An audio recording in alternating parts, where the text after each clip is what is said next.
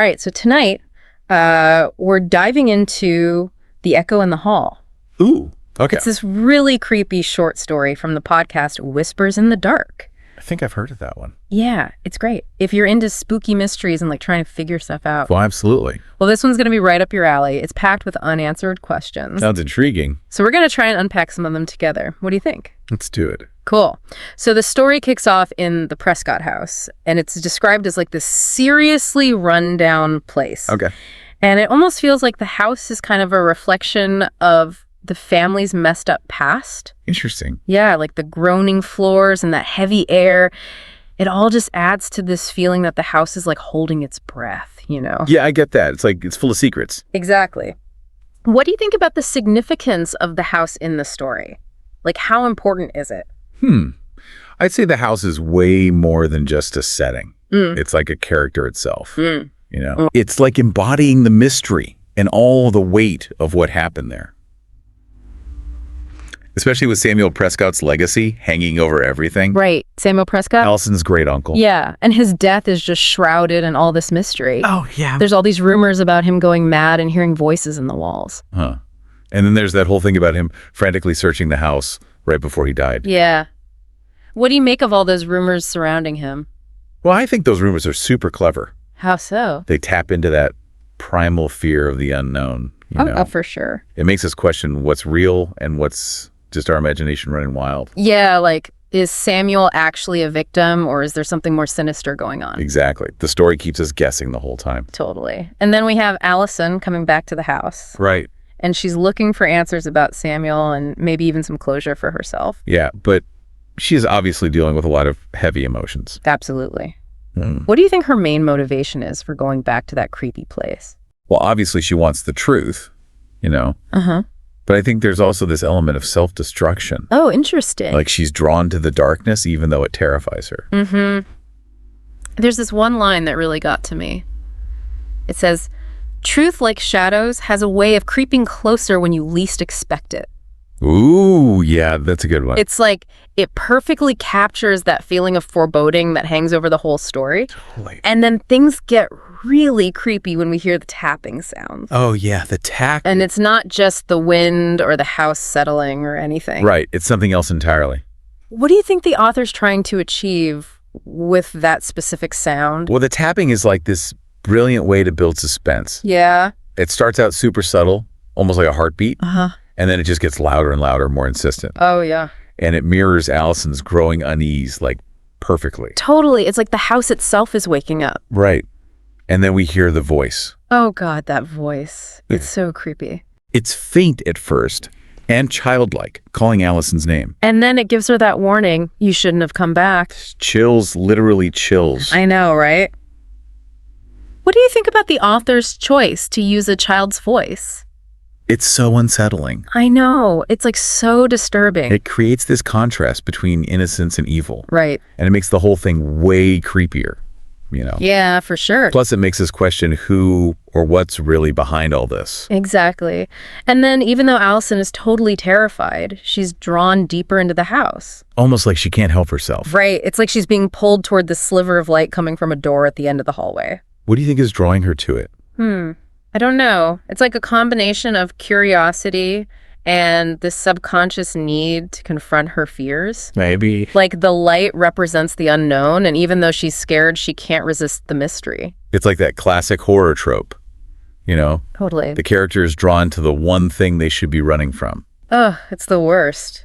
But also the best. Yeah, for sure. And then that's when the story shifts. Oh, yeah. It goes from this feeling of unease to something much more real and threatening. Definitely. The tapping gets super intense. Like it's coming from inside the walls. Ugh. And the voice comes back. Closer this time. And so much clearer. It's like all the supernatural stuff isn't subtle anymore. It's not just hinting around. It's getting bolder. Yeah. It's like it's taking on a physical presence in the house. Yeah. And it just makes the tension skyrocket. You're just left wondering what's going to happen next. And what happens next is terrifying. The voice comes back, but it's not the child's voice anymore. No. It's a man's voice, all hoarse and desperate. And Alison recognizes it? It's Samuel pleading for help. What do you think that sudden shift in the voice means? Well, it definitely changes how we see the haunting. you know? It does. It makes us question everything we thought we knew. Yeah. Like, is Samuel a trapped spirit who needs help? Or is it all a trick? Ooh, a manipulation to lure Alison in, right? That's brilliant. The story doesn't give us an easy answer. And just when you think it can't get any worse, Alison's flashlight starts to flicker. Oh, no. And she sees them tiny handprints smeared in something dark. No way. Leading right towards the door where the light was coming from. Oh, God. What do you think about those handprints? I don't know, but they're so creepy. They make the whole thing feel so much more real. They do. It's like whatever's in the house is getting bolder. Like it's taunting Alison. Totally. And then it happens. Well, the voice roars Alison's name and the whole house shakes. oh, my God. She tries to run, but the door slams shut and traps her in the hallway. She's trapped. And then she feels a cold hand on her shoulder. Oh, my God. That's terrifying. I know, right? What do you think about that cliffhanger? Classic horror movie ending.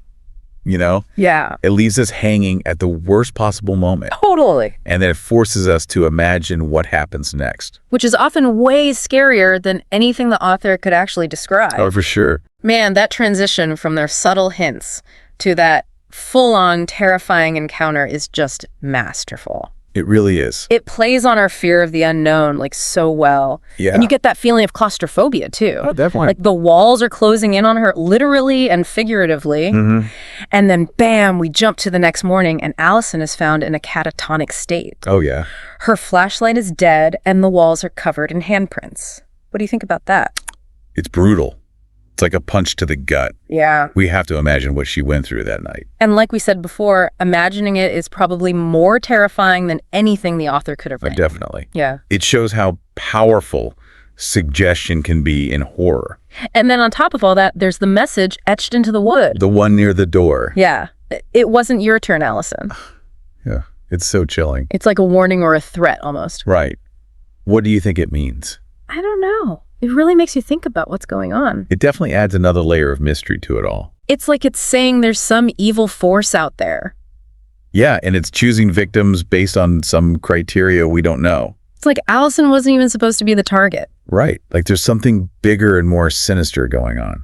The story goes from a simple ghost story to something way more complex. And way more unsettling. It's like the house isn't just haunted. It's like it's a conduit for something darker and more powerful. Exactly. And the rules are totally unclear. If there even are any rules. Which makes it even scarier. We're just left wondering what this entity is. What it wants. And who it's going to target next. It's like the story is a puzzle box with some of the pieces missing.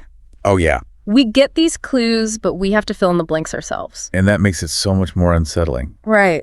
So what happened to Alison in that hallway? Yes. Was she just a witness to something terrifying? Or did she get pulled into some other worldly ritual? It's so creepy to think about. I know. That's what makes the story so good, though. How so? It lets us come to our own conclusions. Yeah. Did Samuel finally find peace? Or was something else using his voice? Like something was pretending to be him. The possibilities are endless. That's the beauty of it. The story doesn't give us easy answers. It makes us deal with the unknown. And face our own fears. And interpretations. Exactly. So we have this protagonist who's obviously traumatized. But we don't really know what happened to her. And the house is still there, just silent. A testament to whatever went down that night. I know. It's so eerie to think about. This deep dive into the echo in the hall has been intense. It has. We've explored a haunted house. A mysterious death. And this seriously chilling encounter with the unknown. But it's more than just a scary story. Right.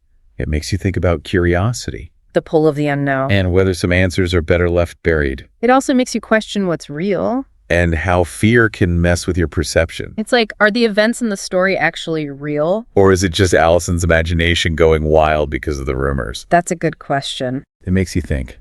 So we're left with this feeling of unease. And the idea that some places... Who's ever us left alone? Totally. Yeah. Perhaps the real horror... isn't knowing the answers. But the infinite possibilities our imaginations can cook up. That's a good point. Before we wrap this up, I want to talk about the sound in the story. Oh, yeah. The tapping, the whispers, Hey. the roaring voice. It all builds up that sense of dread. It's so smart how the author takes normal sounds. And turns them into something sinister. It's like they become signs of the supernatural. Invading the everyday. And messing with what we thought was familiar. It makes you wonder what sounds we ignore in our own lives. Yeah, like what things do we just brush off as coincidence? Or imagination? That's a great question. It reminds us that horror works best. When it blurs the lines between real and imagined. It makes us question what we see. And our own sanity. You know, it's interesting. The echo in the hall doesn't use like gore or violence to be scary. It uses that psychological suspense in the atmosphere to build tension. And it leaves the really terrifying stuff to our imaginations. Right. What do you think makes that so effective? Well, I think it taps into those primal fears. You know, the fear of the unknown, what we can't see or understand. For sure. When the story leaves things up to us, our minds can come up with things that are way scarier than anything the author could have actually written down. Exactly. I've been sleeping with the lights on ever since I heard this story. Oh, wow. So we've talked about the house, Samuel's death, Alison's motivations. And the use of sound to create suspense. But what about that ending? Alison is found totally traumatized. The house is still standing there, silent. And we get that message.